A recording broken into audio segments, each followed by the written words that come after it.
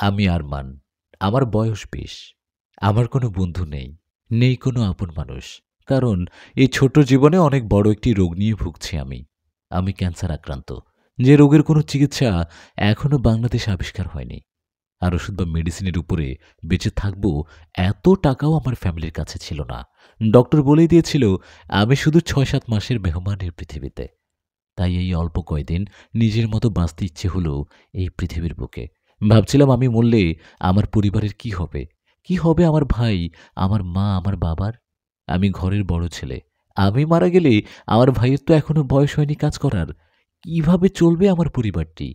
মরার থেকে বেশি কষ্ট দিচ্ছিল আমার এসব ভাবনা আমাকে। যাই হোক, কপালে যেটা আছে সেটা মানতে হবে। গরমের দিন, দুপুর ১২টা বাজে। আমি এখন আর কোনো মানুষের মাঝে যাই না। নিজের মতো একা, একা সময় কাটাই। কারণ আমাকে এখন মানতে হবে যে আমি আল্লাহ পাকের কাছে চলে যাব। জোহরের নামাজের সময় হয়ে এলো। মনে খুব ইচ্ছে হলো পুকুরে গোসল করব। তবে আমাদের বাড়ির পাশে যে পুকুরটি ছিল সেটাতে এখন মেয়েও মহিলারা গোসল করবে।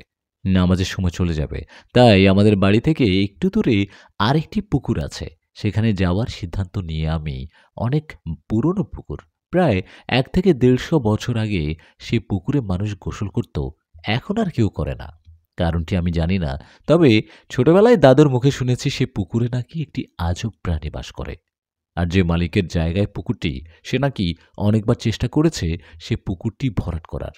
কিন্তু সে সফল হয়নি। কারণ যখনই এসে জায়গার মালিক অথবা সে মালিকের বংশধরদের ভিতর কেউ পুকুরটি ভরাট করতে চেয়েছে, তখনই তার স্বপ্নের মাঝে অদ্ভুত ধরনের এক ব্যক্তি এসে তাকে এই কাজটি করতে মানা করত। শুনেছি সেই বংশধরদের ভিতরে একজন নাকি স্বপ্নের নিষেধাজ্ঞা তুচ্ছ মনে করে সে পুকুরটি ভরাট করার জন্য অটল হয়। তার দুদিন পরেই নাকি সেই ব্যক্তির মৃতদেহ সেই পুকুরে ভেসে ওঠে। কি করে সে ব্যক্তি মারা গেল আর কি করে বা তার মৃতদেহ সেই পুকুরে গেল, এটা সবার অজানা ছিল। সে পথ থেকে গ্রামের সকল লোক এসে পুকুর থেকে ভুতুড়ে পুকুর বলে আবিষ্কার করে। কিন্তু আমি কখনোই ভূতকে বিশ্বাস করিনি। আর এখন তো আমার মরার কিছুদিনই বাকি আছে। তাই সিদ্ধান্ত নিলাম গোসল করার জন্য সে পুকুরেই যাব। যে কথা সে কাজ। একটি গলায় গামছা নিয়ে হাঁটা দিলাম সেই পুকুরের দিকে। মাকে বিষয়টা জানিয়ে রওনা দিলাম। মা পেছন থেকে বলল, "ওই পুকুর ভালো না, ওই পুকুরে যাইস না।" মার কথা কানে না নিয়ে হাঁটা দিলাম সেই পুকুরের উদ্দেশ্যে।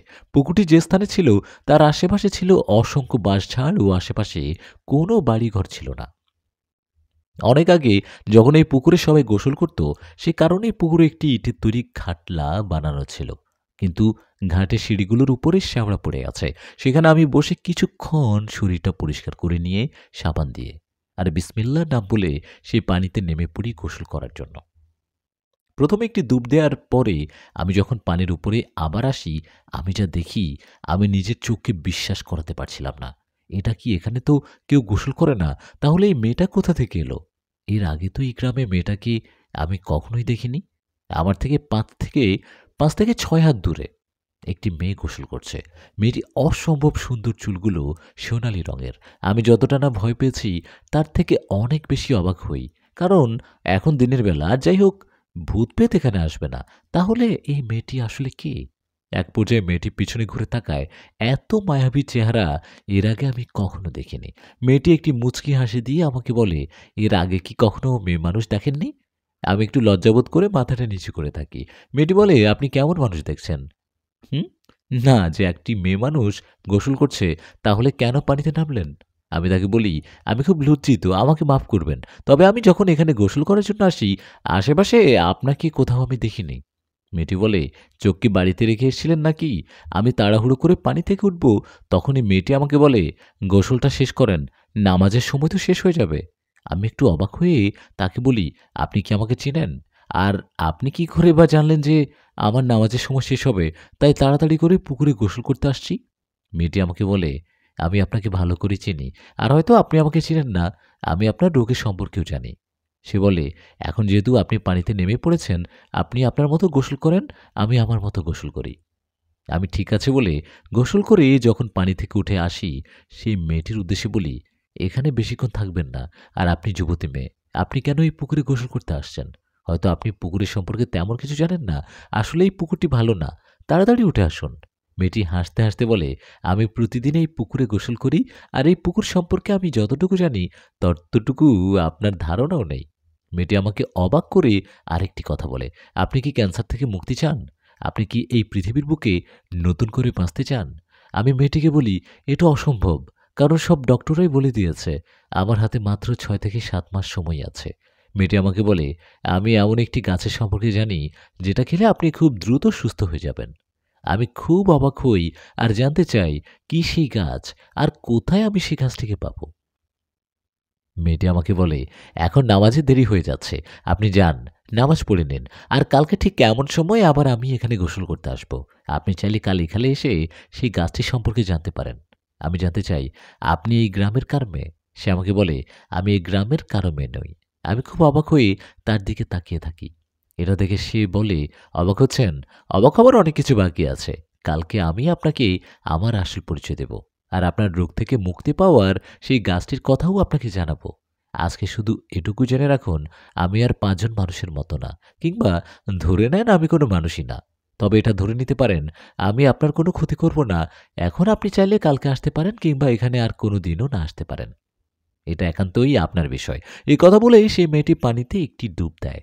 কিন্তু অবাক করার বিষয়, একটি সাধারণ মানুষ মিনিমাম 5 মিনিট পানির নিচে থাকতে পারে, তবে আমি সেখানে 10 থেকে 15 মিনিট দাঁড়িয়েছিলাম, কিন্তু সে মেয়েটি আর পানির উপরে আসতে ছিল না।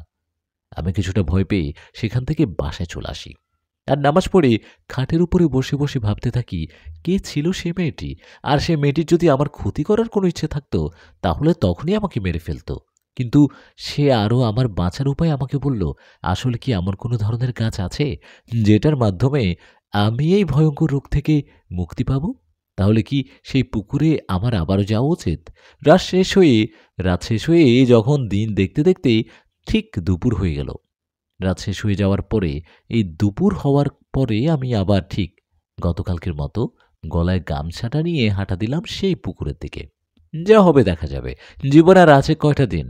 দেখাই যাক সেই মেয়েটা যদি আসলে আমাকে কোনো ধরনের সাহায্য করতে পারে। কিন্তু আসলে সেই মেয়েটা কে? এর আগে কখনো তো তাকে এই গ্রামে আমি দেখিনি।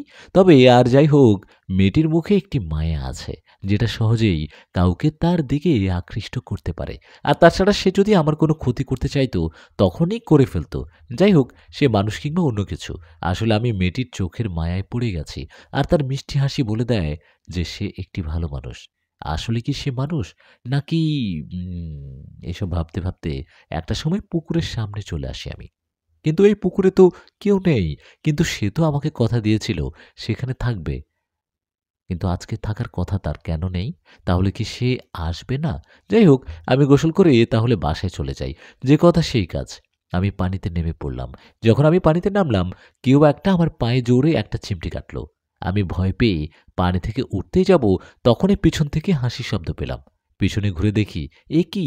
এটা তো সেই মেয়ে। মুচকি, মুচকি হাসছে আর বলছে, আপনি কি ভীতু? আমি বললাম, আপনি হঠাৎ করে কোথায় থেকে আসলেন? আমি এখানে আসছি 10 মিনিট হয়ে গেছে। আমি কাউকে পানিতে দেখিনি।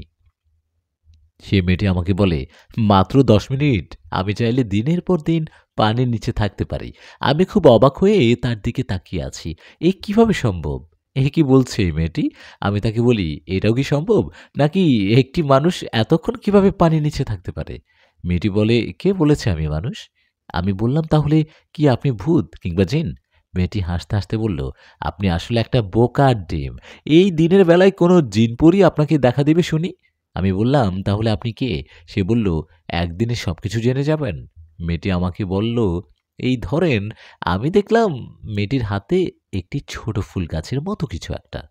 আমি বললাম, এটা কি গাছ? মেয়েটি আমাকে বলল, এটা রূপালী গাছের ছোট্ট একটি ডাল। এই ডালের সাথে পাতাগুলো আপনি পাটাতে বেটে এটার রস বের করে তারপরে খাবেন দিনে 2 বার। এই গাছটা দিয়ে আপনি 2 দিন খেতে পারবেন। তাছাড়া আরেকটি গাছ আছে যেটা খেলে আপনি ইনশাল্লাহ সুস্থ হয়ে যাবেন। আমি বললাম, আপনি কি আমার সাথে মজা করছেন? একটি গাছের ডাল বেটে খেলে আমি সুস্থ হয়ে যাব? আমি মেয়েটিকে বললাম, আপনি হয়তো জানেন না ক্যান্সার কত ভয়ানক একটি রোগ। মেয়েটি হেসে বলল, আমি যা জানি সেটা আপনি জানেন না। আমার কথা মতো খেয়ে দেখুন না। দেখে পরে না হয় আবার ডক্টরের কাছে যেয়ে একটু চেক আপ করবেন। মেয়েটি আরও বলল, কেউ যখন জানতে পারে তার মৃত্যু হবে, সে বাঁচার আশায় যে কোনো মানুষের যে কোনো কথা বিশ্বাস করে। আর আপনি না হয় আমার একটি কথা বিশ্বাস করুন। আমি বললাম, "আপনার নাম কি?" সে বলল, "আমার নাম আসলে আমার কোনো নাম নেই।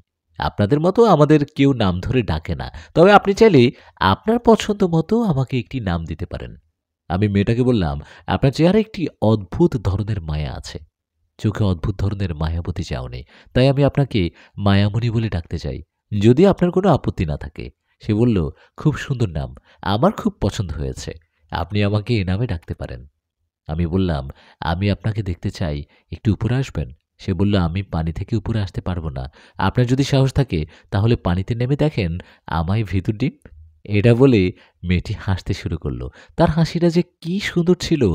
আমি এই মেয়েটির কথা মতো পানিতে নেমে পড়ি। আর সেই মেয়েটি আমাকে বলে, "আপনি একটু ডুব দিন। তবে পানির নিচে গিয়ে চোখটা খোলা রাখবেন।" আমি পানির নিচে ডুব দেই। আর যা দেখি এটার জন্য আমি কোনোভাবে প্রস্তুত ছিলাম না। নিচ থেকে যখন আমি পানির উপরে উঠি, আমি ভয়ে তাড়াতাড়ি পুকুর ঘাটে উঠে আসি। "ওমা! এটা কি করে সম্ভব? আপনি তো কোনো মানুষই না। এটা আসলে কি ছিল?" মেয়েটি বলল, "আপনি কি ভয় পাচ্ছেন?" আমি বললাম, "আমি ভয় পাচ্ছি না। তবে আমি অনেক অবাক হচ্ছি। কারণ এটা তো সম্ভব না। আপনার কোমরের নিচটি আর ৫ টি মানুষের মতো না। আপনার কোমরের নিচে পুরোটা একটি মাছের লাঞ্চার মতো। তাহলে কি আপনি মৎস্যকন্যা?" মেয়েটি হাসতে, হাসতে বলল, "হ্যাঁ, আমি মৎস্যকন্যা কিংবা জলপরী।" আমি বললাম, "এটা কি করে সম্ভব? তাহলে তো আপনার সাগরে কিংবা মহাসাগরে থাকার কথা ছিল। এখানে এই ছোট্ট পুকুরে কিভাবে সম্ভব? আর পৃথিবীর মানুষরা এখন আপনাদের দেখতে পারে না। অনেকে তো ভাবে আসলে এটা একটা কাল্পনিক গল্প। আবার অনেকে ভাবে হ্যাঁ, জলপরী আছে কিন্তু তারা এখন আর দেখা দেয় না। তাহলে আপনি পুকুরে আমাকে দেখা দিলেন, আর পুকুরেই বা কি করে আপনি আসলেন?" মেয়েটি বলল, "আমি এই পুকুরে প্রায় সময় আসি কারণ এই পুকুরের আশেপাশে কেউ আসে না। আর আমি মহাসাগরেই থাকি। আর আমাদের ভিতরে অদ্ভুত ধরনের কিছু ক্ষমতা থাকে। যেমন ধরেন, আমরা আপনাদের মতো কথা বলতে পারি এবং পানির নিচেও উপরে শ্বাস নিতে পারি। মাছ ও সামুদ্রিক যেকোনো প্রাণীর সাথে কথা বলতে পারি। আমাদের পূর্বপুরুষদের কাছে শুনেছি একটা সময় উপরে থাকা মানুষ ও সাগরে থাকা জলপুরুষের ভেতরে খুব ভালো বন্ধুত্ব ছিল। একটা সময় মানুষ আমাদেরকে তাদের লাভের জন্য ধরে ধরে বিক্রি করতে লাগলো। এই কারণে আমরা মানুষ সমাজের থেকে এতটা দূরে চলে গেছি যে তারা এখন আমাদেরকে আর দেখতে পারে না, কিংবা আমরা তাদেরকে আর দেখা দিতে চাই না। আপনার মনে আছে সেদিন আপনার বাবা আপনাদের বাড়িতে অনেক বড় একটা শোল মাছ নিয়ে এসেছিল এবং মাছটির সাথে কিছু ছোট ছোট বাচ্চা ছিল সে মাছটির। কিন্তু আপনি যখন দেখলেন মাছটির সাথে মাছের ছোট ছোট বাচ্চা আছে, তখন আপনার খুব মায়া লাগলো। আর আপনার বাবার হাত থেকে মাছটা নিয়েই আপনাদের বাড়ির পুকুরে ছেড়ে আসছিলেন। আমি বললাম, "হ্যাঁ, তবে আপনি এসব কি করে জানলেন?" মেয়েটি আমাকে বলল, "কিছুদিন আগে অনেক বৃষ্টি হয়েছিল। আর চারিপাশের পুকুর ভরে রাস্তাঘাট ও আশেপাশে পানিতে তলিয়ে গিয়েছিল। তখন সে মাছটি কোনোভাবে আমাদের এই পুকুরে চলে আসে। আর যেমনটা আপনাকে বলেছিলাম, আমি এই মাছেদের সাথে কথা বলতে পারি। তার কাছ থেকে আপনার বিষয়ে সবকিছু শুনি। আর তখন থেকেই আপনার প্রতি আমার খুব মায়া হতো। আর আপনাকে দেখার খুব ইচ্ছে হতো। দেখেন, উপরওয়ালা ঠিকই আমাদের দেখা করালো। আর আপনার রোগের চিকিৎসাটাও আমি জানি।" আমি বললাম, "তাহলে কি আমি আসলেই বাঁচতে পারবো?" সে বলল, "কেন না? আমি কি আপনার সাথে মিথ্যে বলছি? আপনার হাতে রাখা গাছের পাতাগুলো আজকে খাবেন ও কালকে সকালে খাবেন। আর কালকে দুপুরে আমার সাথে দেখা করবেন। আমি আপনার জন্য আরো কিছু গাছ নিয়ে আসবো, যেগুলো খেলে আপনি খুব দ্রুত সুস্থ হয়ে যাবেন ইনশাআল্লাহ।" আমি বললাম, "আপনি কি মুসলিম?" মেয়েটি হেসে হেসে বলল, "ধর্ম অধর্মের কথা আপনাদের মতো মানুষরাই চুরি করেছে এবং এতগুলো ধর্ম আপনাদের মতো মানুষরাই তৈরি করেছে। আমরা শুরু থেকেই জানতাম আমাদের মালিক আল্লাহ, আর সবসময় সেটাই মানছি এবং মানব। শুধু আমরা না, সাগরে থাকা প্রত্যেকটি জীব আসমানি খোদার ইবাদত করে।" আর আমি মেয়েটিকে বললাম, "আমি আপনার রাজ্যে যেতে চাই।" মেয়েটি বলল, "সত্যি আপনি আমাদের রাজ্যে যেতে চান?" আমি বললাম, "হ্যাঁ, তবে আমি তো আপনার মতো পানির নিচে শ্বাস নিতে পারি না।" মেয়েটি বলল, "এখন না, আগে আপনি সুস্থ হন। তারপর আপনি যখন আমার উপরে বিশ্বাস করতে পারবেন, তখন আপনাকে আমি আমার রাজ্যে নিয়ে যাব। আর আপনাকে এমন একটি গাছ এনে দেব, যেটা বেটের রস খেলে আপনি ৫ থেকে ৬ ঘন্টা পানির নিচে শ্বাস নিতে পারবেন।" আমি বললাম, "এটাও কি সম্ভব? তাহলে আমরা এইসব গাছের সম্পর্কে জানি না কেন?" মেয়েটি বলল, "এসব গাছ সমতলের এমন একটি অংশে থাকে যেখানে এখনো মানুষ যেতে পারেনি, আর কখনো যেতেও পারবে না।" মেয়েটি বলল, "ও, এখন বাসায় চলে যান, নামাজের সময় হয়ে গেছে। আর রাতে এসার নামাজ পড়ে গাছটিকে বেটে একটি অংশ খাবেন, সকালে খালি পেটে আরেকটি অংশ খাবেন।" মেয়েটি আমাকে একটি সালাম দিয়ে পানির নিচে তলিয়ে গেল। আমি সালামের উত্তর নিয়ে বাসার দিকে হাঁটা দেই। বাসায় এসে ভাবতে লাগলাম, আসলেই তাহলে আমি ভালো হয়ে যাব। তার কথা মতো আমি তার পরের দিন আবার সেই পুকুরের সামনে যাই। আমি ঘাটে বসে অপেক্ষা করছিলাম সেই মেয়েটির জন্য। একটা সময় পানির নড়াচড়ার সাউন্ড পেলাম আমি। তাকিয়ে দেখি সেই মেয়েটি। তার হাতে একটা অদ্ভুত ধরনের ফুল। সে আমাকে বলল, "এই ফুলটি খাও।" আরও জানতে চাইল গতকাল গাছটি ঠিকমতো খেয়েছি কিনা। আমি তাকে জানালাম, আসলে এতদিন এত মেডিসিন নেওয়ার পরও আমার ওই বুকের ক্যান্সারের ব্যথাটা কমেনি। আসলে আমার ভিতরে খুব বাজেভাবে ইনফেকশন হয়েছে। কিন্তু গতকালের গাছটা খাওয়ার পর থেকে আমার খুব সুস্থ মনে হচ্ছে নিজেকে। সে বলে, ফুলটা খেয়ে নাও। আমি তার কাছে জানতে চাচ্ছিলাম এটা কিসের ফুল, আর এই অদ্ভুত ফুলের আগে আমি কখনো দেখিনি। সে বলল, আমাকে বিশ্বাস করো তো? আমি বললাম, হ্যাঁ বিশ্বাস করি, কারণ আপনি একমাত্র যে কিনা আমায় বাঁচার আশা দেখিয়েছেন। তার হাত থেকে ফুলটি আমি নিয়ে খেয়ে ফেলি। মেয়েটি আমাকে বলল, আর কতদিন আপনি আপনি করে বলবেন? আপনি আমাকে এত সুন্দর একটি নাম দিলেন, আর আপনি সেই নামে আমাকে ডাকছেন না? আমি বললাম, ঠিক আছে, আজকের পর থেকে আমি আপনাকে মায়ামণি বলেই ডাকবো, আর কিছু না। মেয়েটি বলল, আমি সেই মাছের থেকে আপনার নামটিও জেনেছিলাম। আপনার নাম আরমান, তাই না? আমি বলি, হ্যাঁ, আমার নাম আরমান। সে বলল, আপনি না গতকাল বলেছিলেন আমাদের দেশে যেতে চান? এমনিতেও আপনাকে এখন আমাদের দেশে নিতে হবে, কারণ আমার দাদু আপনাকে দেখতে চাইছে। এমনি তোমার দাদু কেন তোমাকে দেখতে চাচ্ছে? মায়ামণি বলে, আসলে হুম, আমাদের রাজ্যে যে কোনো মানুষ অসুস্থ হলে আমার দাদু তাদেরকে কিছু গাছের ওষুধ খেতে বলে দেয়। এজন্যই আমার দাদু তোমাকে দেখতে চেয়েছে। আমার দাদু অনেক বড় একটি কবিরাজ। বলতে পারেন আমাদের রাজ্যে সব ধরনের চিকিৎসা সেই করে। আর তার কাছ থেকে আমি জানতে পেরেছি যে আপনি ক্যান্সার থেকে মুক্তি পেতে পারেন। তাই আমার দাদু আপনাকে দেখতে চায় যে আপনার ক্যান্সারটি আসলেই কতটা গুরুত্ব। আমি বললাম, আমি তো আপনার মতো পানির নিচে শ্বাস নিতে পারি না। আমি যদি এখন আপনার সাথে পানির নিচে চলে যাই, তাহলে তো আমি মারা পড়ব। আপনার কিছুই হবে না, কারণ আপনি কিছুক্ষণ আগে যে ফুলটি খেয়েছেন, সেই ফুলটি খাওয়ার কারণে আপনি এখন মাছেদের মতো পানির নিচে শ্বাস নিতে পারবেন। তাই এখন আপনি আমার সাথে যেতে পারেন। আমি তার সাথে পুকুরে ডুব দিলাম। আশ্চর্যভাবে আমি পানির নিচে শ্বাস নিতে পারছি। আমি দেখি আমাদের এই পুকুরের একটা সাইড দিয়ে একটি ছোট সুড়ঙ্গ টাইপের কিছু একটা মাটির নিচে চলে গেছে। সেই সুড়ঙ্গ দিয়ে আমাকে মায়ামনে নিয়ে গেল। আমরা অনেকটা টাইম সেই সুড়ঙ্গ দিয়ে সাঁতার কাটছি। আমরা খুব দ্রুত যাচ্ছি, কারণ মায়ামণি খুব দ্রুত সাঁতার কাটতে পারে। সে আমার হাত ধরে তার মতো সাঁতার কেটে খুব দ্রুত এগিয়ে নিয়ে যাচ্ছে সে সুড়ঙ্গের ভেতর দিয়ে। অনেকটা সময় পর আলোর দেখা পেলাম। এ কি, এভাবে কোথায় চলে এলাম? আমার মনে হচ্ছে আমি আমার গ্রাম নয়, আমি বাংলাদেশের থেকেও অনেক দূরে চলে এসেছি। এটা একটি সমুদ্র, কিন্তু এটা কোথায় অবস্থিত সেটা আমি জানি না। মায়ামণি আমাকে নিয়ে সমুদ্রের গভীরে যেতে শুরু করলো। একটা সময় আমি অনেক গভীরে চলে আসি তার সাথে। আমার মনে হচ্ছে আমি ভিন্ন কোনো জগতে চলে এসেছি। চারিপাশে অনেক রকমের মাছ, আর কেউ কাউকে আক্রমণ করছে না। আর একটু গভীরে যাওয়ার পর আমি দেখি অনেক বড় একটি জাহাজ। হয়তোবা কোনো সময় জাহাজটি পানির উপরে ভাসত। কোনো এক সামুদ্রিক ঝড়ের কারণে হয়তোবা জাহাজটির কোনোভাবে তলিয়ে গেছে, আর এই স্থানে এসে পড়ে রয়েছে। মায়ামণি আমাকে নিয়ে এসে জাহাজটির ভেতরে প্রবেশ করল। অকল্পনীয়ভাবে জাহাজটির ভেতরে খুব পরিষ্কারভাবে সবকিছু গোছানো ছিল। মনে হচ্ছিল এখানে অনেকেই বসবাস করে। আমি যখন মায়ামণির সাথে জাহাজের ভেতরে সাঁতার কাটছিলাম, আমার মনে হচ্ছিল প্রতিটি জাহাজের রুমে কিছু না কিছু আছে। কারণ আমি প্রত্যেকটি রুমের বাইরে দিয়ে যখন যাচ্ছিলাম, আমার মনে হচ্ছিল ভিতরে অনেকে কথা বলছে। আমি মায়ামণির কাছে কারণটি জানতে চাই। মায়ামণি বলে, একটা সময় আমরাও অন্যান্য মাছেদের মতো বাহিরে থাকতাম। আমি তো বহু বছর আগে যখনই জাহাজটি এখানে এসে পড়ে, তখন আমি আমার প্রজাতির যারা যারা এখানে বেঁচে আছে সবাই জাহাজের ভেতরেই বসবাস করতে লাগে।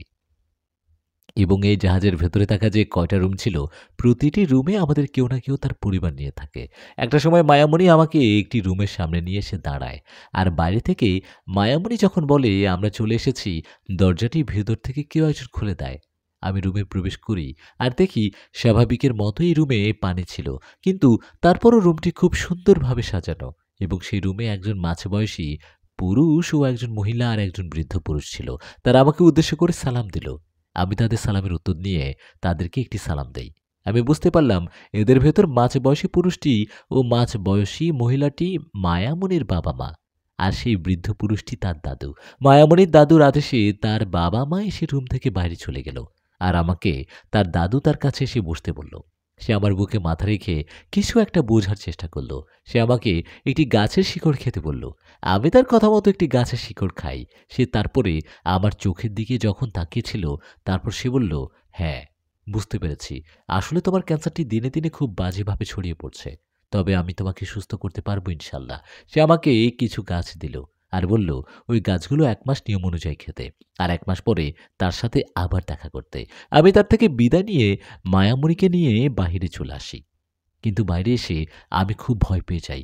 অনেক বড় একটি শার্ক আমাদের দিকে এগিয়ে আসে। শার্ক মানুষদের মেরে ফেলে। আর আমি যেহেতু মানুষ, তাহলে কি সে আমার জন্য এখানে আসছে? তাহলে কি সে আমাকে খেয়ে ফেলবে? শার্ক যখন আমার দিকে তেড়ে আসছে, তখন মায়ামণি সেই মাছটির সামনে এসে দাঁড়ায়। শার্ক মাছটি বলে, তুমি আমাকে বাধা কেন দিচ্ছ? একটি মানুষ এই স্থানে চলে এসেছে। এখন তাকে হত্যা না করলে সে এখান থেকে ফিরে গিয়ে আরও অনেক মানুষদের আমাদের এই দেশের কথা বলে দেবে, আর তারা আমাদেরকে ধরে মেরে ফেলবে। মায়ামণি সেই শার্ক মাছটিকে বলে, এই ছেলেটা আমার বন্ধু, আর সেই অন্য কাউকে আমাদের এই স্থানের কথা কোনোদিনও বলবে না। তুমি বিশ্বাস রাখতে পারো। আমাকে আর আমার দাদু এখানে তাকে নিয়ে আসতে বলেছে, তাই আমি নিয়ে এসেছি। সেই মাছটির মায়ামণির দাদুর কথা শুনে সেখান থেকে সাথে সাথে চলে যায়। আমি তো এখন মাছেদের কথা বুঝতে পারছি, এটা কিভাবে সম্ভব? আমি যখন মায়ামণিকে বলি, আমি এখন মাছেদের কথাও বুঝতে পারছি, এটা কিভাবে সম্ভব? সে বলে, তোমাকে যখন এখানে আনার আগে একটি ফুল দিয়েছি, সেই ফুলের কারণে তুমি এখন আমাদের মতো পানির নিচে থাকতেও পারবে, আর মাছেদের সাথে কথাও বলতে পারবে। মায়ামণি আমাকে তার সাথে করে তাদের রাজ্যটি ঘুরে দেখায়, আর তার সবথেকে কাছের বন্ধুকেও দেখায়, যার সাথে সে ছোট বেলা থেকে খেলা করে বড় হয়েছে। এটা একটা কচ্ছপ। কচ্ছপ তার সবথেকে কাছের বন্ধু। কচ্ছপটি আমাকে বলে, তোমার কথা আমি মায়ামণি থেকে সবকিছু শুনেছি। তুমি নাকি আমার বন্ধুকে একটি নাম দিয়েছ। আমি চাই তুমি আমাকেও একটি নাম দাও। আমি কচ্ছপটিকে বলি, তুমি তো ধীর গতিতে চলো ও দুলে দুলে চলো, তাই তোমার নাম আমি রাখলাম দোলনা। কচ্ছপটির নামটি খুব পছন্দ হয়, আর সে খুব খুশি হয়। মায়ামণি আমাকে বলে, এবার আমাদের ফিরতে হবে। তাই আমরা সাঁতার কেটে সেই সুড়ঙ্গের সামনে চলে আসি। সেটা ধরেই আমরা আমাদের দুনিয়ায় ফিরে আসি, সেই পুকুরে। মায়ামণি আমার থেকে বিদায় নিয়ে চলে যায় আর বলে, কালকে দেখা হবে, আল্লাহ হাফেজ। এভাবে চলে গেল আরও কিছুদিন। আমি এখন দৈনিক তার সাথে কথা বলি ও দেখা করি। আমাদের ভেতর এখন এটা কি সম্পর্ক তা আমি জানি না। আমরা কি বন্ধু নাকি অন্য কিছু, সেটাও আমরা জানি না। তবে আমরা একে অপরকে না দেখলে হয়তো পাগল হয়ে যাব। মায়াবতী তাদের দেশ থেকে তার দাদুর দেওয়া ওষুধগুলো ধীরে ধীরে আমাকে এনে দেয়, আর আমি সেটা খেয়ে একটা পর্যায়ে ক্যান্সার থেকে মুক্তি পাই। সবাই আমার কাছে জানতে চায়, কিভাবে আমি মৃত্যুর পর থেকে ফিরে এলাম। কিভাবে মৃত্যুর পর থেকে ফিরে এলাম, এটা সবারই জানতে চাওয়া স্বাভাবিক। আমি বলি, আল্লাহ পাকের অশেষ রহমতে আমি মৃত্যুর পর থেকে ফিরে এসেছি। আমি কাউকে বলি না এই যে আমি জলপরীদের মাধ্যমে সুস্থ হয়েছি। কারণ আমি যদি তাদের কথা সকলকে বলি, তাহলে তারা নিজেদের স্বার্থের জন্যও তাদের ক্ষতি করবে। মানুষ টাকার লোভের জন্য সবকিছু করতে পারে, আর আমি চাই না আর তাদের কোনো ক্ষতি হোক। কিছুদিন পর একদিন দুপুরে আমি পুকুর পাড়ে এসে কান্না করছি। কিছুক্ষণ পর মায়ামণি এলো আর আমার কাছে জানতে চাইল আমি কেন কান্না করছি। আমি মায়ামণিকে বলি, আমার ক্যান্সারের চিকিৎসার জন্য আমার বাবা আমাদের বাড়িটা বন্ধক রেখেছিল, আর টাকা ফিরিয়ে না দেওয়ার কারণে এখন তারা আমাদেরকে বাড়ি থেকে বের করে দিবে ২ দিন পরেই। এতগুলো টাকা কোথায় পাবো? কি করব? কোথায় থাকবো? এটা ভেবে কান্না পাচ্ছে আমার। উনি বলে, ঠিক আছে, তুমি আগে কান্না থামাও, আমি এই টাকার বিষয়টা দেখব। আমি অবাক হয়ে জানতে চাই, তুমি টাকা কোথায় পাবে? তুমি তো আর আমাদের মতো মানুষ না, আর তোমাদের টাকার প্রয়োজনও হয় না। মায়ামণি বলে, আমাদের কাছে টাকা না থাকলেও টাকা থেকে ওর দামি অনেক কিছু আছে। আমি জানতে চাই, কিসের কথা বলছো? সে বলে, তোমরা মানুষরা সমুদ্রতলকে মাত্র ১০০ ভাগের ভিতরে মাত্র ২০ ভাগই দেখেছ, আরও বাকিটা তোমাদের অজানা। তুমি কাল আমাদের দেশে আমার সাথেই যাবে, আর ফিরে এসে তোমার বাড়ি তুমি নিজেই ছাড়াতে পারবে। সেই ব্যবস্থা আমি করে দেব ইনশাআল্লাহ। এখন কান্না থামাও, সন্ধ্যা হয়ে এসেছে। তুমি তোমার বাসায় চলে যাও, কাল দেখা করো, কেমন? আমি কান্না থামিয়ে দেই আর তার থেকে বিদায় নিয়ে বাসায় চলে আসি। এটা তো পুরোটাই সোনার তৈরি রাজমহল। মায়ামণির কথা মতো আমি পরের দিন আবার সেই পুকুর ঘাটে আসি সকাল সকাল। মায়ামণি আমাকে নিয়ে সেই সুড়ঙ্গ দিয়ে তাদের দেশে নিয়ে যায়। আমরা এমন একটি স্থানে আসি যেখানে কিনা সামুদ্রিক মাছেরাও আসতে পারে না। তবে মায়ামণি যেহেতু পুরোপুরি মাছ না, তাই তারা সেখানে আসতে পারে। এটা সমুদ্রতলের এমন একটি স্থান যেখানে কিনা সবকিছুই সোনার তৈরি। ওমা! এটা কি? এটা তো পুরোটাই সোনার তৈরি একটা রাজমহল। মায়ামণি আমাকে বলেছিলাম না? তোমরা মানুষরা শুধুই সমুদ্রতলের ২০% ই দেখতে পেরেছ। বাকি ৮০% এখনো তোমাদের কাছে অচেনা। সে বলে, সেই প্রাসাদের আশেপাশে যাওয়ার দরকার নেই। ভিতরে অনেক বিপদ থাকতে পারে। বরঞ্চ আমরা একটি কাজ করি। এখানে বাইরের দেয়াল থেকে কিছু সোনার ইট আমরা তুলে নেই। আশা করি এতে তোমার সকল দুঃখ, কষ্ট মিটে যাবে। আমরা কিছু ইট সেখান থেকে তুলে নেই, যেটা কিনা পুরোটাই সোনার ছিল। আমরা সেখান থেকে ফিরে আসি আমাদের সেই পুকুরে। অনেকটা সময় কেটে গেছে। বাসায় হয়তো চিন্তা করছে, কারণ আমি সকালে না বলেই চলে এসেছি। মায়ামণি আমাকে বলে যাও, তবে একটু খেয়াল রেখো, এই ইটগুলো যদি তুমি পুরোটা একসাথে বিক্রি করতে চাও, তাহলে তুমি ধরা পড়ে যাবে। কেউ বিশ্বাস করবে না যে এটা তোমাকে একটি জলপুরি এনে দিয়েছে। সবাই ভাববে তুমি হয়তো এটা চুরি করেছো কোথাও থেকে। আমি মায়াপুরীর কাছে জানতে চাই, এখন কি করে এটাকে পাশ কাটা যায় বলো তো? কি করা যায়? মায়ামণি আমাকে বলে, একটি কাজ করো। তুমি এই ইটগুলোকে ধারালো কিছু দিয়ে ছোট, ছোট টুকরো, টুকরো করে তারপরে বিক্রি করো। আরেকটি দোকানে বিক্রি করো, না নানান দোকানে অল্প, অল্প করে বিক্রি করো। হয়তো এতে তোমার কষ্ট হবে, কিন্তু এটা তোমাকে করতে হবে, তোমাকে বাঁচার জন্য। তোমার সোনাগুলোও বিক্রি করা হবে, আর তুমি ধরাও পড়বে না। আমি তার কথা মতো তাই করি। আর সত্যি, আমি সব অন্যগুলো বিক্রি করতে সক্ষম হই। সেখান থেকে আমি অনেকগুলো টাকা পাই। আমি সেই টাকা দিয়ে আমাদের বাড়িটা ছাড়িয়ে নেই, আর আমাদের বাড়িটার কাজ ধরি। বাবা-মা আমার কাছে জানতে চায়, "তুমি এতগুলো টাকা কোথায় পেলে?" আমি তাদের বলি না কিছুই, শুধু এটুকুই বলি, "আমার একটি বন্ধু আমাকে দিয়েছে।" তারা আমার বন্ধুর বিষয়ে জানতে চাইলে আমি বলি যে তার বিষয়ে আমি কিছু বলতে পারব না। আমি বাবার হাতে কিছু টাকা ধরিয়ে দেই আর বলি, "এই টাকাটা দিয়ে তুমি ব্যবসা করবে। আর আমি বাকি টাকা দিয়ে সেই পরিত্যক্ত পুকুরটিকে কিনে নেব।" বাবা অবাক হয়ে জানতে চায়, "সে পুকুরটি পরিত্যক্ত পুকুরটি? আচ্ছা, সে পুকুরটি তুমি কেন কিনবে? এটা কেনার কি দরকার? কেউ কিছু করতে পারেন না সেই পুকুরটিকে। আর তাছাড়া সেখানে তো ভয়ে কেউ যায় না।"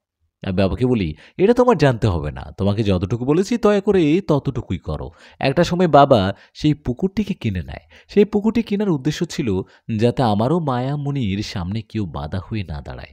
কেউ যেন কখনো সেই পুকুরটিকে ভরাট করতে না পারে। কারণ তাকে একটা দিন না দেখলে আমি হয়তো মারাই যাব। আমাদের অবস্থা আলহামদুলিল্লাহ এখন অনেক ভালো আছে। এমনভাবে কাটছে আমারও মায়ামণির ভালোবাসা। আমরা একে অপরকে কখনো বলতে পারিনি যে আমরা নিজেদের কতটা ভালোবাসি। মনের কথা সবসময় মনেতেই রয়ে গেল।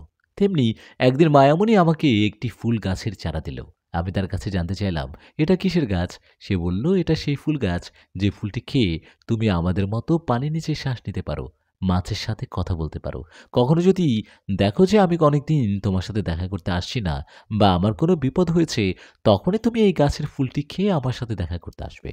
তবে এই কাজটি তুমি লোকজনের নজর থেকে এড়িয়ে এমনভাবে করবে যেখানে কেউ আসা যাওয়া করে না। কারণ এই গাছের ফুলটি আর ৫টি ফুলের মতো না, সেটা তুমিও জানো। এই গাছের ফুলের সম্পর্কে সবাই জেনে গেলে আমাদের সম্পর্কেও সবাই জেনে যাবে।"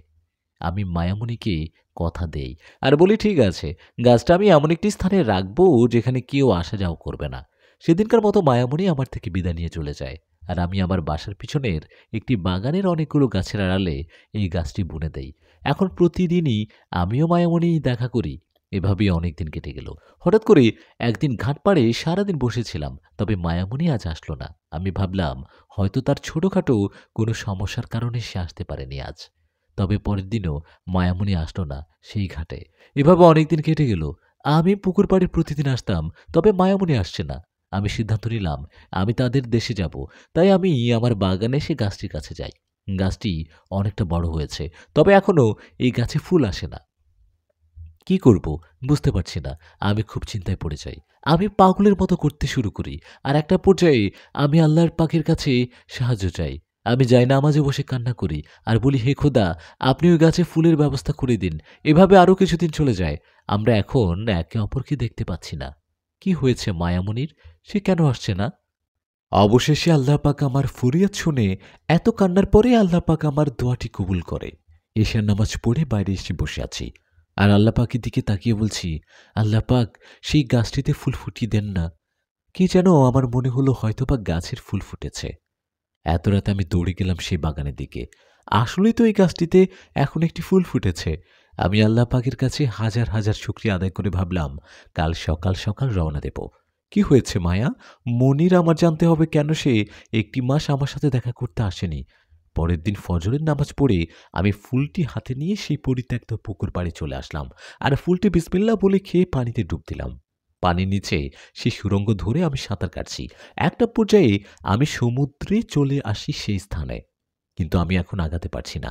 আমার পাটা বোধহয় কেউ একজন টেনে ধরে রেখেছে।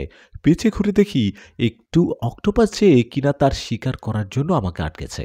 যেহেতু এখন আমি মাছেদের সাথে কথা বলতে পারি, তাই আমি তাকে বলি, দয়া করে আমাকে যেতে দেন, আমার যাওয়াটা খুব দরকার। সেই অক্টোপাসটি অবাক হয়ে বলে, তুমি আমার সাথে কথা বলতে পারো? তুমি কে? তুমি কি কোনো জাদুঘর? আমি বলি, দয়া করে আমাকে এখন যেতে দেন, আমি ফেরার পথে আপনাকে সব কিছু বলবো। সে বলে, না, তুমি যেহেতু আমাদের সাথে কথা বলতে পারো, অবশ্যই তুমি কোনো মায়াবী জাদু করো। তোমাকে যদি এখন আমি ছেড়ে দেই, তাহলে আমাদের রাজ্যের অনেক ক্ষতি হবে। তুমি নিশ্চয়ই কোনো মতলব এখানে এসেছো। তাই এখন আমি তোমাকে হত্যা করব। সে অক্টোপাস যখন আমাকে মারতে যাবে, তখন দেখি সেই কেউ একজন আমাদের মাঝে এসে দাঁড়ায়। হ্যাঁ, এটা সে কচ্ছপ যার সাথে ছোট থেকে খেলা করে বড় হয়েছে মায়ামণি। আরে, কচ্ছপের নামটি আমি রেখেছিলাম দোলনা। আপনাদের মনে আছে তো? দোলনা আমাদের মাঝে এসে দাঁড়িয়ে সে অক্টোপাসটিকে উদ্দেশ্য করে বলে, ছেড়ে দাও, এটা মায়ামনির বন্ধু, আর আমারও বন্ধু উনি। এর আগেও এখানে এসেছে। অক্টোপাসটি যখন শুনল আমি মায়ামনির বন্ধু, সে আমাকে সাথে সাথে ছেড়ে দিয়ে সেখান থেকে চলে গেল। দোলনাকে দেখে আমি আরও অস্থির হয়ে গেলাম, আর তার কাছে জানতে চাইলাম, মায়ামণি কোথায়? সে কেন আসছে না আমার কাছে? দোলনা আমাকে বলল, এখানে সবকিছু বলা যাবে না, তুমি আমার সাথে আসো। দোলনা আমাকে সেই জাহাজটির সামনে নিয়ে যায়। আমি দেখি জাহাজের এক পাশ ভেঙে পড়ে গেছে। আসলে জাহাজটি অনেকদিন যাবৎ এই সমুদ্রে চলে আছে। তাই সমুদ্রের নোনা পানীয় পোকা মাকড়রাই জাহাজটিকে আস্তে আস্তে ধ্বংস করে ফেলেছে। আমি জাহাজটির বাইরে একটি পাশে মায়ামণি ও তার পরিবার দাঁড়ানো, আর তাদের সাথে দাঁড়িয়ে আছে আরও অনেক জলপরীরা। আমি দ্রুত সাঁতার কেটে সেখানে যাই। মায়ামণি আমাকে দেখে খুব অবাক হয়। আমি যখন মায়ামণির সামনে এসে দাঁড়াই, আমি দেখি মায়ামণির বাবা আরেকটি হাত ভেঙে গেছে, আর মায়ামণির কাছে কারণটা জানতে চাই। মায়ামণি কান্না করে বলে, রাতে আমরা ঘুমিয়েছিলাম, হঠাৎ করে জাহাজটি ভেঙে পড়ে, আর আমার বাবার একটি হাত ভেঙে যায় সেই দুর্ঘটনায়। আমি বলি, তোমার বাবাকে কি কোনোভাবে সুস্থ করা যাবে না? মায়ামণির দাদু আমার সামনে এসে বলল, আমাদের কিছু হলে চিকিৎসা নেই না। তা কিন্তু না, অবশ্যই চিকিৎসা আছে, তবে মায়ামণির বাবার হাড়টি খুব বাজেভাবে আহত হয়েছে। এখন আমার ছেলের চিকিৎসা করতে আমার রূপালী গাছের রূপালী ফলটি খুব দরকার। আমি বলি, তাহলে আপনারা সেই ফলটি এনে কেন চিকিৎসা শুরু করছেন না? মায়ামণি আমাকে বলে, এর ফল ও ফলের গাছটি সমগ্র এমন একটি অংশে আছে যেখানে কিনা আমরা যেতে পারিনি, আর আমরা কোনো মাছ বা সামুদ্রিক কোনো প্রাণী সেখানে যেতে পারবে না। মায়ামণি আমাকে বলে, এটা পানির নিচে থাকলেও সমুদ্রতলের এমন একটি স্থান যেখানে সমুদ্রে পানি প্রবেশ করতে পারে না। এটা একটি রহস্যময় সুরক্ষিত স্থান, আর আমরা তো পানি ছাড়া বাঁচতেই পারি না। সেখানে আমরা কিভাবে যাব বলেন? আমি বলি, আমি যাব। হ্যাঁ, আমি যাব সেই স্থানে। যতই বিপদ থাকুক না কেন, আমি সেই রূপালী গাছের রূপালী ফলটি নিয়ে আসব। সবাই আমার দিকে তাকিয়েছিল আর অবাক হয়ে শুনছিল আমি কি বলছি। মায়ামণির দাদু আমার দিকে এগিয়ে এসে বলে, এটা খুব ভয়ানক একটি স্থান, এখানে যে কোনো বিপদ থাকতে পারে, যেটার বিষয়ে আমরাও সঠিকভাবে জানি না। তুমি একটু ভেবে দেখো, যে স্থানটি না পানির নিচে, তবুও পানি সেখানে প্রবেশ করতে পারে না, তাহলে সেটা কত ভয়ানক একটা স্থান। আমি বলি, মায়ামণি আমার জন্য তো অনেক কিছু করেছে, আমি চাই না তার বাবা বাকিটা জীবন হাত ভাঙার ব্যথা নিয়ে বেঁচে থাকুক। আমি সেখানে যেতে চাই, আপনারা আর মানা করবেন না। মায়ামণি আমাকে বলে, আজ নয়, আজ গেলে তুমি আর ফিরতে পারবে না, কারণ দিনের আলো আর কিছুক্ষণ পরেই ফুরিয়ে যাবে। বরঞ্চ তুমি কাল সকাল এখান থেকে চলে এসো, আমি তোমাকে সেই স্থানের বাইরে পর্যন্ত এগিয়ে দিতে পারবো। মায়ামণি তার দাদুকে বলল, দাদু, আমি আরমানকে নিয়ে তাদের দেশে ফিরিয়ে দিয়ে আসি। আমি সবার উদ্দেশ্যে একটি সালাম দিয়ে তাদের থেকে বিদায় নিয়ে মায়ামণির সাথে ফিরে আসি। মায়ামণি খুব কান্না করছে আর বলছে, এখন আমাদের থাকারও কোনো জায়গা নেই, জানো, সমুদ্রটা আমাদের হলেও আমাদের একটি বাসস্থান নেই। কারণ আমরা যদি লুকিয়ে না থাকি, তাহলে অনেকেই আমাদের দেখে ফেলবে, আর মানুষেরা কোনো না কোনোভাবে জেনে যাবে যে এখানে জলপরী পৃথিবীর বুকে আছে, আর আমাদের ক্ষতি করবে। আমি চাই না মানুষ আবার জানুক আমরা যে এখনো এই পৃথিবীর বুকে আছি। আমি মায়ামণিকে বলি, তুমিও তো তোমার পরিবার সবাই মিলে আমাদের এই পুকুরে কেন থাকছো না? সে একটু হেসে বলে, যেখানে কিনা গভীর সমুদ্রতলের আমরা লুকানো জায়গা খুঁজে পাচ্ছি না, সেখানে তোমাদের মানুষদের মাঝে ওই ছোট্ট পুকুরে আমরা কিভাবে বসবাস করব বলো? আমি মায়ামণিকে বলি, এ পুকুরটি এখন পরিত্যক্ত, আর কেউ ভয়ে এখানে আসে না। তোমরা কিছুদিন এখানে থাকতে পারো, বড় একটি জায়গা খুঁজে পেলে সেখানে না হয় চলে যেও। সে বলে, হ্যাঁ, এটা করা যায়, কিন্তু সবার আগে তো আমার বাবাকে সুস্থ করতে হবে। আমি মায়ামণিকে বলি, তুমি চিন্তা করো না তো, আমি কাল সকাল সকাল তোমাদের দেশে চলে আসব। একটা সময় আমরা সেই পুকুরে চলে আসি, আর মায়ামণি আমার হাতে আরেকটি ফুল দিয়ে বলে, কাল ফুলটি খেয়ে চলে এসো। আর আমাকে বলে, এই একটি মাস তুমি যতটা কষ্ট পেয়েছ, ঠিক ততটা কষ্ট আমিও পেয়েছি, কিন্তু আমি নিরুপায় ছিলাম, থাকার জায়গা নেই, বাবার হাত ভেঙে গেছে, এই পরিস্থিতিতে কি করে তোমার সাথে দেখা করতে আসি বলো? আমি বললাম, মন খারাপ করো না, উপরওয়ালা সব ঠিক করে দেবে। সন্ধ্যা হয়ে গেছে, আমি ঘাটে উঠে পোশাকটা বদলে শুকনো কাপড় পরি, মায়ামণির থেকে বিদায় নিয়ে সেখান থেকেই চলে আসি। মায়ামণিও তাদের দেশে চলে যায়। বাসায় এসে মাগরিবের নামাজ পড়ে নেই, আর ভাবতে থাকি, আমি কি পারবো সেই রূপালী গাছের রূপালী ফলটি উদ্ধার করতে? এসব নামাজ পড়ে কান্না করছি, আর আল্লাহ পাকের কাছে সাহায্য চাচ্ছি। এটা এমন একটা স্থান যেটা কিনা পানির নিচে থাকলেও পানি সেখানে প্রবেশ করতে পারে না। রাতে এশার নামাজ শেষ করে আল্লাহ পাকের কাছে সাহায্য চাইছি। যাই হোক, আমার সেই রূপালী গাছের রূপালী ফল আনতেই হবে, কারণ তারা যদি সাহায্য না করত তাহলে আমি ক্যান্সার থেকে মুক্তি পেতাম না। আজ তাদের বিপদের দিনে কিভাবে পিছপা হব? সকাল হলো, ফজরের নামাজ পড়ে আমি সেই পুকুর ঘাটে চলে এলাম। মায়ামণি আজ আসতে পারবে না। কাল মায়ামণি আমাকে সেই ফুলটি দিয়েছিল। সেই ফুলটি খেয়ে তাদের দেশের উদ্দেশ্যে রওনা দিলাম। অনেকটা সময় সাঁতার কাটার পর আমি তাদের দেশে চলে আসি। আমি সোজা সেই ধ্বংস হয়ে যাওয়া সেই জাহাজের সামনে চলে যাই। আমি গিয়ে দেখি মায়ামণির বাবা আগের থেকেও অনেক বেশি অসুস্থ হয়ে গেছে। আমি সেখানে যাই। আমায় দেখে মায়ামণি কান্না করে ফেলে। আমি বলি, সব ঠিক হয়ে যাবে, আল্লাহর উপর বিশ্বাস রাখো। মায়ামণির দাদু আমার সামনে এসে বলল, মায়া, মনের বাবার হাড়টি এমনভাবে ভেঙেছে, মায়ামণির বাবার হাড়টি এমনভাবে ভেঙেছে যে এখন যদি তার চিকিৎসা না করানো হয়, সে খুব দ্রুতই মারা যাবে। আমি দাদুকে বলি, কিছু হবে না দাদু, তার আমি কিছু হতে দিবই না। আমি মায়ামণিকে নিয়ে সেই জায়গার উদ্দেশ্যে রওনা দেই, যেখানে কিনা আজও কোনো মানুষ কিংবা সামুদ্রিক প্রাণী প্রবেশ করতে পারেনি। এই স্থানটা সমুদ্রের অনেক গভীরে। অনেকটা সময় আমি মায়ামণি সাঁতার কেটে সেই স্থানের সামনে আসি।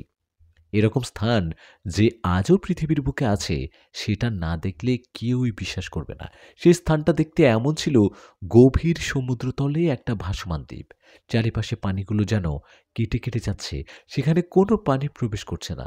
মনে হচ্ছে এটা একটা জাদুর দ্বীপ। মায়ামণি বলল, এর আগে আমি যেতে পারবো না, তুমি যাও, আমি তোমার জন্য এখানে অপেক্ষা করব। আমি আল্লাহকে স্মরণ করে পানি থেকে উঠে সেই স্থানে প্রবেশ করি। এটা যেন অন্যরকম একটি দুনিয়া। এখানে কেউ থাকে মনে তো হচ্ছেই না, তবে মায়ামণি যে বলেছিল এখানে বিপদ থাকতে পারে। যাই হোক, নিজের খেয়াল রাখতে হবে, ও চারিপাশে নজর রাখতে হবে। আমি কিছুটা দূরে সামনে গেলাম, কিন্তু হঠাৎ করে একটি বাঘ আমার পথের সামনে এসে দাঁড়ায়। এই ধরনের বাঘ আমি এর আগে কখনো দেখিনি। বাঘটির পুরো শরীর সোনালী কালারের রং দিয়ে মোড়ানো। বাঘটি দেখতে যতটা সুন্দর, তার থেকেও বেশি দেখতে ছিল হিংস্র। বাঘটির চোখ ছিল রাগ। চোখে যখন রাগ, আমি বুঝতে পারলাম সে চাচ্ছে না যে আমি এখানে থাকি, বা এখানে এসে আমি অনেক বড় ভুল করেছি। বাঘটি ধীরে ধীরে আমার দিকে এগিয়ে এসে আমার উপরে হামলা করতেই যাবে, তখনই হঠাৎ করে বাঘটির পিছন থেকে কেউ একজন বলল, দাঁড়াও। আমাকে অবাক করে দিয়ে বাঘটিও সেই লোকটির সাথে কথা বলছে। একটি বাঘ কিভাবে কথা বলতে পারে? আমি দেখলাম বাঘটির পেছন থেকে বের হয়ে এলো একটি বৃদ্ধ লোক। লাঠি ভর দিয়ে আমার সামনে এগিয়ে আসে। বাঘটি সেই বৃদ্ধকে উদ্দেশ্য করে বলল, সে এখানে এসে ভুল করেছে, তাকে হত্যা করাটা খুব দরকার। কিন্তু বৃদ্ধ বলল, আগে তার উদ্দেশ্য কি এটা শুনতে হবে, তারপরে সিদ্ধান্ত নেওয়া হবে তাকে হত্যা করা হবে না ছেড়ে দেওয়া হবে। বৃদ্ধ আমার কাছে এসে জানতে চাইল আমি এখানে কিভাবে আসলাম, আর কি উদ্দেশ্য নিয়ে আমি এখানে এসেছি। আমি সেই বৃদ্ধকে সব কিছু খুলে বললাম। আমি এখানে যে রূপালী গাছের রূপালী ফলটি নিতে এসেছি, আর কি কারণে নিতে এসেছি, সব কিছু খুলে বললাম। সবকিছু শুনে বৃদ্ধ বলল, ঠিক আছে, তবে তোমাকে আমি ৩টি প্রশ্ন করব। তুমি যদি এই ৩টি প্রশ্নের একটিরও ভুল উত্তর দাও, তাহলে এই বাঘ তোমাকে সাথে, সাথে হত্যা করবে। আর যদি তুমি ৩টি প্রশ্নের সঠিক উত্তর দিতে পারো, তাহলে আমি নিজেই তোমাকে সেই রূপালী গাছের রূপালী ফলটি এনে দেব। আর যদি তুমি এই শর্তে রাজি না থাকো, তাহলে এখান থেকে চলে যাও। আমি শুধু, শুধু তোমাকে হত্যা করতে চাই না। কি করব আমি? আমি কি ফিরে যাব? তাহলে যে মায়ামণির বাবাকে আর বাঁচানো যাবে না। আমি সেই বৃদ্ধকে বললাম, "ঠিক আছে, আমি আপনার শর্তে রাজি আছি। আপনি প্রশ্ন করুন।" সে আমায় বলল, "এখানে না, আমার সাথে আসো।" সে আমাকে সেই দ্বীপের একটি ছোট পুকুরের সামনে নিয়ে আসলো আর বলল, "ওই পাড়ে একটা নৌকা বাঁধা আছে, দেখেছো?" আমি বললাম, "হ্যাঁ।" সে বলল, "তুমি যদি তোমার প্রথম প্রশ্নের উত্তর দিতে পারো, তাহলে ওই নৌকাটি নিজ থেকেই এই পাড়ে চলে আসবে। আর তুমি যদি নৌকায় করে ওই পাড়ে যেতে পারবে। আর যদি তুমি ভুল উত্তর দাও, তাহলে তুমি এখানে মারা পড়বে এই বাঘের হাতে।" আমি বললাম, "ঠিক আছে, আপনি প্রশ্ন করুন।" সেই বৃদ্ধ বলল, "আমার প্রথম প্রশ্ন হলো, বলো দেখি, কি এমন জিনিস যেটা আমাদের খুব দরকার? তবে আমরা সেটা খুব কম অর্জন করি। আমরা চাইলেই সেটা খুব বেশি অর্জন করতে পারি, কিন্তু আমরা সেটা করি না।" হুম, আমি সেই বৃদ্ধকে বলি, "আপনার প্রশ্নের উত্তর হবে নেকি।" ওই বৃদ্ধ বলে, "ঠিক, বুঝলাম না, বুঝিয়ে বলো।" আমি তাকে বলি, "দেখুন, আমাদের এই পৃথিবীতে আসার প্রধান লক্ষ্য হচ্ছে নেকি অর্জন করা। আমরা চাইলে ভালো কাজ করে অনেক ভালো নেকি অর্জন করতে পারি। তবে আমরা সেটা মোটেও করি না।" বৃদ্ধ কিছু না বলে চুপ হয়ে গেল। আমি তাকে বললাম, "আমি কি ভুল উত্তর দিয়েছি?" সে একটা মুচকি হাসি দিয়ে বলল, "তুমি যদি ভুল উত্তর দিতে, তাহলে এতক্ষণে তুমি মারা পড়ে যেতে। ওইদিকে তাকিয়ে দেখো।" আমি দেখলাম ওই পাড়ের নৌকাটি নিচ থেকে এবারে চলে আসছে। তার মানে আমি সঠিক উত্তর দিয়েছি। বৃদ্ধ আমাকে বলল, "নৌকায় উঠে বসো।" আমি তার কথা মতো নৌকায় উঠে বসি। বৃদ্ধ আর বাঘটিও সেই নৌকায় এসে বসে। এপারে এসে আমরা নৌকা থেকে নেমে আবার কিছুটা হাঁটা শুরু করি। আমরা একটি বড় ফুলের বাগানের সামনে এসে দাঁড়াই। বাগানের মাঝ বরাবর দিয়ে চলে গেছে সামনে যাওয়ার রাস্তাটি। তবে রাস্তার মাঝে হাজার, হাজার সাপ শুয়ে আছে। বৃদ্ধ আমাকে বলল, "তুমি যদি দ্বিতীয় প্রশ্নের উত্তরটি দিতে পারো, তাহলে সাপগুলো তোমার রাস্তা ছেড়ে দেবে।" আমি বললাম, "প্রশ্ন করেন।" বৃদ্ধ আমাকে বলল, "বলো দেখি, তোমাকে সব থেকে বেশি কে ভালোবাসে? সে হতে পারে তোমার বাবা, হতে পারে তোমার মা, হতে পারে তোমার কাছের অন্য কোনো মানুষ?" আমি সেই বৃদ্ধকে বললাম, "আপনার প্রশ্নের উত্তর হবে আমার রব।" সে বলল, "বুঝিয়ে বলো।" আমি বললাম, "দেখো না, আমাকে তো পৃথিবীর বুকে সবাই ভালোবাসে। তবে তার মতো করে কেউ আমাকে ভালোবাসে না। সে সবথেকে আমার আপন। সে আমাকে সবথেকে বেশি ভালোবাসে। সব বিপদ-আপদ থেকে আমাকে রক্ষা করে। প্রতিটা দিন আমার জন্য রিজিকের ব্যবস্থা করে দেয়। তার দয়া ও ভালোবাসায় আমি বেঁচে আছি। সে যদি এই গোলাপকে ভালো না বাসতো, এই গোলামকে যদি ভালোই না বাসতো, তাহলে আমি কবেই ধ্বংস হয়ে যেতাম।" আরে, কি হাসি দিয়ে বলল, "সামনের দিকে তাকাও।" আমি দেখলাম সব সাপগুলো ধীরে, ধীরে পথ থেকে সরে যাচ্ছে। বৃদ্ধ আমাকে বলল, "সামনে আগাও।" আমি বৃদ্ধ ও সেই বাঘটির সামনের দিকে হাঁটা শুরু করলাম। আরও কিছুটা দূর হাঁটার পরে আমরা এমন একটি জায়গায় এসে দাঁড়াই, একটি গোল জায়গা। গোল জায়গাটাকে ঘিরে আগুন জ্বলছে। তবে আগুনের রংটি ছিল সবুজ, আর সেই আগুনের মাঝখানে ছিল সেই রূপালী গাছ। গাছের আগায় একটি ফুলটিও ছিল রূপার তৈরি। এবার বৃদ্ধ আমাকে বলল, "তুমি যদি শেষ প্রশ্নের উত্তরটি দিতে পারো, তাহলে ওই রূপালী গাছের রূপার ফুলটি নিয়ে যেতে পারবে এখান থেকে। আর যদি না পারো, অন্যথায় বাঘ তোমাকে হত্যা করবে। তুমি চাইলে নিজের জীবন বাঁচিয়ে খালি হাতে এখান থেকে ফিরে যেতে পারো। কি, কি করব আমি?" বৃদ্ধ আমাকে বলল, "তাহলে কি তুমি শেষ প্রশ্নের উত্তরটা দিবে, না এখান থেকে চলে যাবে?" আমি তাকে বলি, "আপনি প্রশ্ন করেন। আমি শেষ প্রশ্নের উত্তরটা ইনশাআল্লাহ দিতে পারব।" বৃদ্ধ বলে, "ঠিক আছে, তাহলে বলো দেখি, এমন একজন ব্যক্তি যে আছে আবার নেই, যার পুরো জীবনটা নিষ্পাপ শিশুর মতো, যে কিনা নিজের কথা ভাবে না, তার আপন মানুষদের কথা ভাবে, যে কিনা নিজেকে নিয়ে চিন্তা করে না, সব সময় তার আপন মানুষদেরকে নিয়ে চিন্তা করে সব সময়, যাকে ছাড়া আমরা নিরুপায়, সে আসলে কে?" আমি কিছুক্ষণ ভেবে তাকে বলি, "সে হচ্ছে আমার রবের একমাত্র বন্ধু, সর্বশেষ রাসূল ও আমাদের কলিজার টুকরা, আমাদের প্রিয় নবী হযরত মুহাম্মদুর রাসূলুল্লাহ সাল্লাল্লাহু আলাইহি ওয়াসাল্লাম।" সে বৃদ্ধ বলল, "বুঝিয়ে বলো।" আমি তাকে বলি, "দেখুন না, সেই একমাত্র ব্যক্তি যে কিনা অনেক আগেই আমাদের ছেড়ে চলে গেছে। এখনো প্রতিটি মুসলমানের মনে সে বাস করে। এই কারণেই সে আছে আবার নেই। তার পুরো জীবনটা ছিল নিষ্পাপ শিশুর মতো গুণাবিহীন। সে তার পুরো জীবনে নিজের কথা ভাবেনি। তার আপন মানুষ ছিলাম আমরা, তার উম্মতেরা। সে সবসময় আমাদের কথাই ভাবত। সে সবসময় চিন্তা করত তার উম্মতদের কি হবে। সে ছাড়া আমরা নিরুপায়। ওই হাসরের ময়দানে সেই একমাত্র যে কিনা আমাদের হয়ে কথা বলবে রবের সাথে। তাই তাকে ছাড়া আমরা নিরুপায়। আমি পেছনে ঘুরে বৃদ্ধের কাছে জিজ্ঞেস করতে যাব, এই যে আমার উত্তরটা কি ঠিক নাকি বেঠিক? আমি পিছে ঘুরে দেখি বৃদ্ধ নেই ও সেই বাঘটিও নেই। দূর থেকে একটি অদৃশ্য কণ্ঠ আমাকে বলছে, তুমি সঠিক উত্তর দিয়েছ। আসলেই সে ছাড়া আমরা নিরুপায়। সামনে তাকিয়ে দেখো।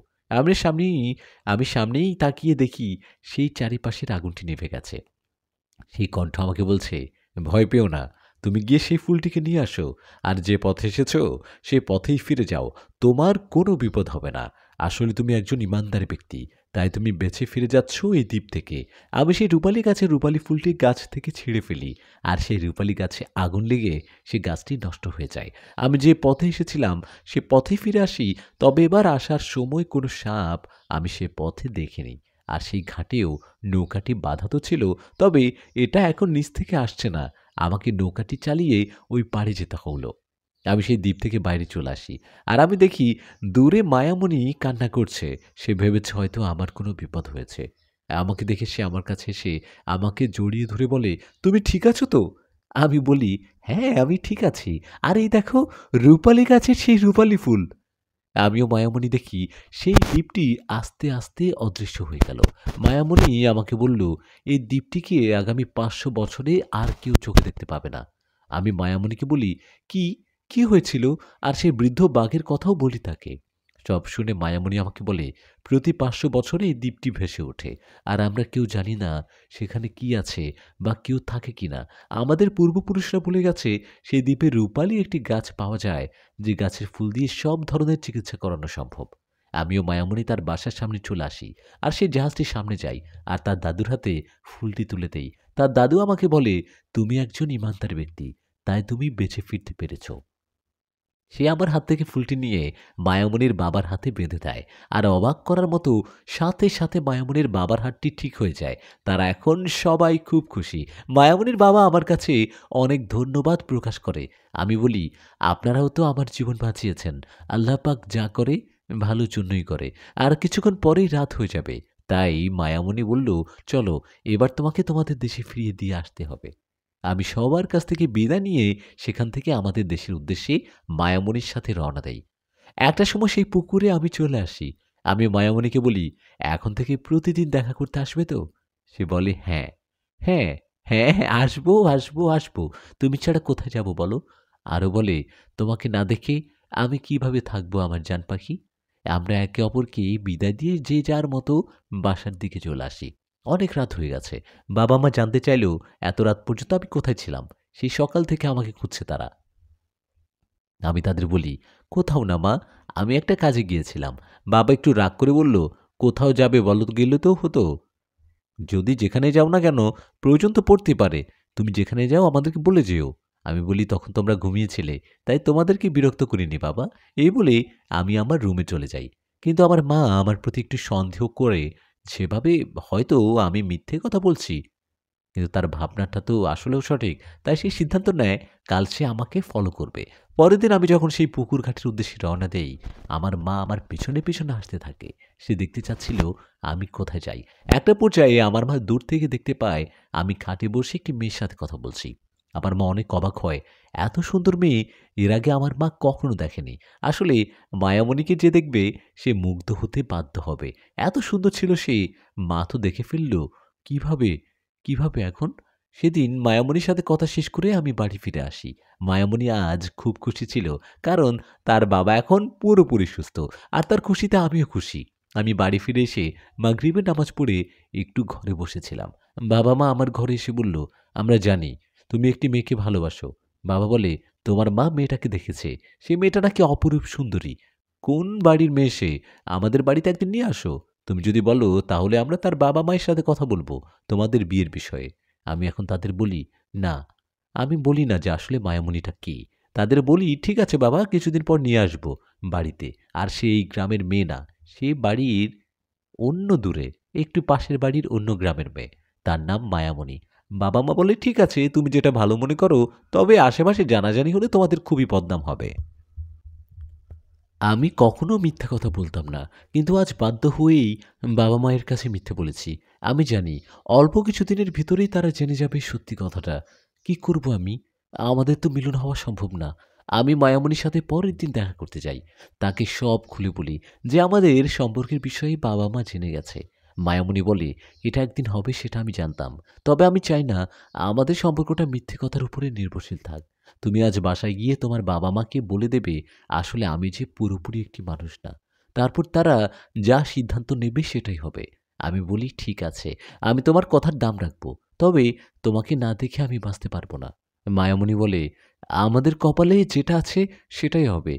আমি সেদিনের মতো মায়ামণিকে বিদায় দিয়ে চলে আসি। তবে আমি সত্যি জানতাম না এটা যে আমাদের শেষ দেখা ছিল। আমি বাসায় এসে বাবা-মাকে সবকিছু খুলে বলি। বাবা, কথা ঠিক আছে, সমস্যা নেই। তবে তুমি তার সাথে দেখা করতে পারো, তোমাদের সম্পর্কটা আমরা মেনে নেব। বাবা আরো বলে, তোমার ফুপুর শরীরটা খুব খারাপ। তুমি কি কাল একবার তোমার ফুপুর বাসায় গিয়ে তার সাথে দেখা করে আসতে পারবে? আমি বলি, ঠিক আছে বাবা, আমি কাল ফুপুর সাথে দেখা করে আসবো। তবে আমি জানতাম না ফুপুর বাসা থেকে ফিরে আমি যা দেখব, যেটা দেখার পর আমার পুরো জীবনটাই বদলে যাবে। পরের দিন বাবার কথা মতো ফুপুকে দেখতে তার বাসায় যাই আমি। কিন্তু আমি সেখানে গিয়ে দেখি ফুপু পুরোপুরি সুস্থ। আমি বুঝতে পারলাম বাবা মা আমার সাথে মিথ্যে কথা বলছে। আমার মনটা নড়ে চড়ে উঠল। কেমন জানি একটা অজানা ভয় ভিতর কাজ করছে। আমি দৌড় দিয়ে ফুপুর বাসা থেকে বের হয়ে এলাম। যত তাড়াতাড়ি সম্ভব আমি আমার গ্রামে ফিরে আসি। বাসায় এসে দেখি বাসায় বাবা মা কেউ নেই। পাশের বাসার এক ছোট ভাইয়ের কাছে জানতে চাই, আমার বাবা মাকে দেখেছো? সে বলে, হ্যাঁ আরমান ভাই, কিছুদিন আগে আপনি একটি পুকুর কিনলেন না, ওই যে ভুতুড়ে পুকুরটা, কাকা কাকি তো সেখানে সেই পুকুরটাকে মাটি দিয়ে ভরাট করতে গেছে। এটা শুনে আমি একটা দৌড় দেই, কিন্তু আমি যতক্ষণে সেখানে যাই তার আগেই পুকুরটা পুরোপুরি মাটি দিয়ে ভরাট করা হয়েছে। আমি বাবা মাকে বলি, এটা কি করলে তোমরা? আমি মাটিতে বসে পড়ি, পাগলের মতো কান্না শুরু করে দেই। বাবা মা আমার কাছে এসে বলে, আমরা যা করেছি তোমার ভালোর জন্যই করেছি আরমান। আমরা মানছি সে তোমার উপর অনেক অপকার না করে উপকারী করেছে এবং তার কারণেই তুমি বেঁচে আছো। তবে এটা প্রকৃতির বাইরে। এটা কখনো হতে পারে না। কারণ সে কোনো মানুষ না। এভাবে চলতে থাকলে তোমার জীবনটা নষ্ট হতো। আর মায়ামণির জীবনটাও নষ্ট হয়ে যেত। বাবা-মা সেখান থেকে বাসায় চলে আসে। আমি সারাদিন সেখানে বসেছিলাম আর কান্না করছিলাম। রাতে আমি বাসায় ফিরি। বাবা-মা ভাবল হয়তো আমি নিজেকে সামলাতে পেরেছি। তবে কি করে বোঝাবো তাদের মায়ামণিকে যে আমি কতটা বেশি ভালোবাসি। আমি নিজের থেকেও বেশি মায়ামণিকে ভালোবেসে ফেলেছিলাম। পুকুরটা এমনভাবে নষ্ট করা হয়েছে যাতে কোনোভাবেই আর আমি সেই সুড়ঙ্গটা খুঁজে না পাই। আমি আমার রুমে গিয়ে শুয়ে পড়ি। বিশ্বাস করেন, পারছিলাম না এটা মানতে। ভেবেছিলাম বাকিটা জীবন মায়ামণির সাথে কাটিয়ে দেব আমি। কিন্তু এখন আমি কোথায় খুঁজব তাকে? কারণ আমি সমুদ্রের তলে যে স্থানটায় যেতাম সেটা যে পৃথিবীর কোনো জায়গায় সেটাই তো আমি জানি না। আমি সিদ্ধান্ত নেই, যেহেতু এই জীবনটা আমি মায়ামণির কারণে পেয়েছি, তাই বাকিটা জীবন আমি তার সাথেই কাটাবো। যে করেই হোক আমি তাকে খুঁজে বের করবই। তাই আমি সেই বাগানে চলে যাই। মায়ামণি ও আমি অনেক সোনা উদ্ধার করেছিলাম। মনে আছে আপনাদের? সেগুলো থেকে কিছুটাই আমি বিক্রি করে আমাদের বাড়িটা ছাড়িয়ে দিলাম। আর ওই পুকুরটাকে কিনেছিলাম। তাই আমি মাটির নিচে থেকে বাকি সব সোনাগুলো উঠাই। আর আমার রুমের খাটের উপরে সব সোনাগুলো রেখে সাথে একটি চিঠি রেখে বের হয়ে যাই। এখানে তো আমার বাবা-মায়ের কারো কোনো দোষ নেই। তারা তো তার ছেলের ভালোই চেয়েছে। সোনাগুলো রাখার উদ্দেশ্য ছিল এটাই, আমি আর এ বাড়িতে ফিরে আসব না। আমার বাবা-মায়ের যেন টাকা-পয়সার কোনো অভাব না হয় আর তাদের কোনো কষ্ট না হয়, এই কারণেই আমি সব সোনাগুলো তাদের দিয়ে আসি। আর কিছুটা সোনা আমি আমার সাথেও নিয়ে নেই। সেগুলো বিক্রি করে যে টাকা পাবো আমি, সেই টাকা দিয়েই আমি মায়ামণিকে খুঁজব। পৃথিবীর যে প্রান্তে থাকুক না কেন, সেই আমি আমি তাকে খুঁজে বের করব। ঘাড়ে একটা ব্যাগ নিয়ে কিছু জামাকাপড় নিয়ে বের হয়ে গেলাম বাড়ি থেকে। বাড়ি থেকে বের হওয়ার আগে আমি সেই বাগানে আরেকবার যাই আর সেই ফুল গাছটিকে নষ্ট করে দেই। গাছটি নষ্ট করার আগে একটি ফুল ফুটেছিল সেই গাছে। আমি সেই ফুলটি হাতে নিয়ে বের হয়ে যাই বাড়ি থেকে। বাবা-মা আর রুমে যাই। গিয়ে দেখি বাবা-মা ঘুমিয়ে আছে। তাদের পায়ে হাতে রেখে বলি, বাবা, মা, আমাকে মাফ করে দিবেন। কিন্তু মায়ামণিকে ছাড়া এমনিতেও আমি মরে যেতাম। হাঁটা শুরু করলাম অজানা একটি পথের উদ্দেশ্যে। জানি না আমি তার দেখা পাবো কিনা। তো প্রিয় বন্ধুরা, কেমন লাগলো আমার লেখা এই জলপুরীর ভালোবাসা গল্পটি? গল্পটা সবার ভালো লাগলে কমেন্ট করে জানাবেন। আমি সিজন 2 নিয়ে আসবো। আজকে এখানেই বিদায় নিচ্ছি। দেখা হবে নতুন কোনো গল্পে, নতুন মুহূর্ত নিয়ে। আসসালামু আলাইকুম ওয়া রাহমাতুল্লাহি ওয়া বারাকাতুহু। ভালো থাকুন আর সাথেই থাকুন আমাদের। চ্যানেলটি যদি সাবস্ক্রাইব না করেন, প্রতিনিয়ত আমাদের গল্পগুলো পেতে চ্যানেলটি সাবস্ক্রাইব পাশে থাকবেন, ভালোবাসা দিবেন এভাবে। আপনাদের ভালোবাসা নিয়েই আমি আপনাদের সাথে আছি নতুন গল্পে আপনাদেরকে আনন্দ দিচ্ছি। ধন্যবাদ।